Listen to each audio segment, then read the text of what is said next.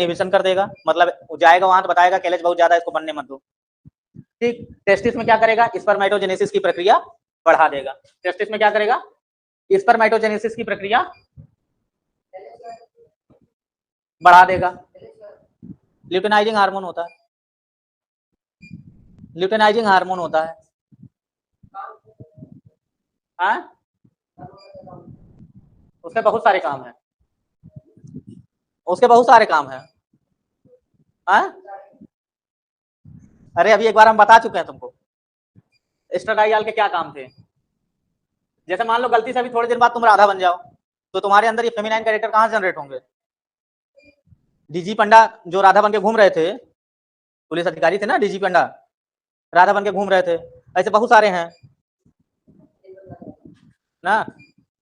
तो ये जो आपके अंदर फेमिनाइन कैरेक्टर डेवलप हो जाएगा, कहाँ से होगा, उसी की वजह से होगा। दूसरा इंटरजेनिटेलिया, इंटरनल जेनिटेलिया मतलब वास्ट डिफरेंस सेमानियल वेसाइकल्स। ठीक, ये कहाँ डेवलप होती हैं, फीटस में। मतलब अगर ये हार्मोन नहीं होगा तो क्या होगा, वहां पे आपके ऑर्गन ही डेवलप नहीं हो पाएंगे। जैसे भी बच्चा गया हॉस्पिटल से ना, तो यूरिन नहीं पास हो रही थी, नीचे का हिस्सा पूरा स्वेल होता चला जा रहा था, तो अब अल्ट्रासाउंड तो उसका हुआ नहीं ना, स्कैन हुआ है तो कैसे पता लगेगा। लेकिन जो देखने से स्थिति लग रही थी कि यूरिन पास नहीं हो रहा है, इसका मतलब ये है कि हो सकता है कि ऑर्गन ना डेवलप हुए हों। ठीक, इरिथ्रोपोइसिस ये तो पढ़ा है, इरिथ्रोपोइसिस, इरिथ्रोपोइसिस भी नहीं पढ़ा है, इरिथ्रोपोइसिस नहीं पढ़े हो क्यों। अरे इरिथ्रोपोइसिस क्या है, टेस्टोस्टेरोन आता है, कहाँ जाता है, किडनी में, किडनी से निकलता है इरिथ्रोपोइटिन, इसके रिलीज को क्या करता है, बढ़ा देता है। और इरिथ्रोपोइटिन क्या करता है, आरबीसी का प्रोडक्शन बढ़ा देता है, इसी बोलते हैं इरिथ्रोपोइसिस। आरबीसी के प्रोडक्शन को इरिथ्रोपोइसिस बोलते हैं, production of RBC is known as erythropoiesis.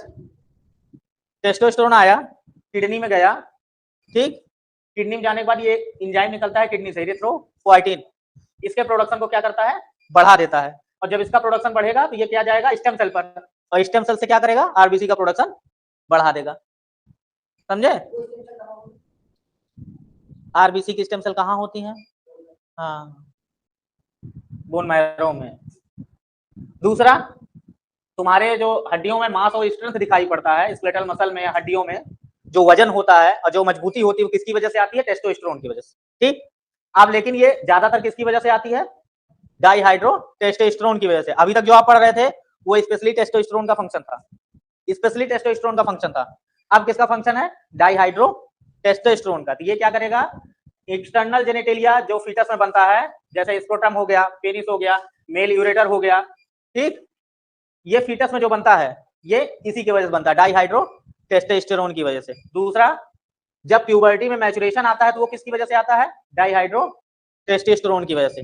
Pubertal changes किसकी वजह से आते हैं, डाइहाइड्रो टेस्टोस्टेरोन की वजह से।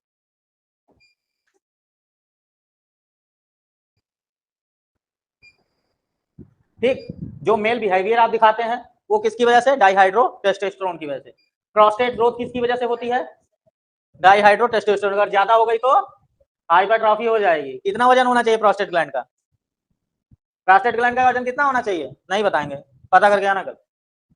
हेयर फॉलिकल जो डेवलप होते हैं, ग्रो ड्यूरिंग प्यूबर्टी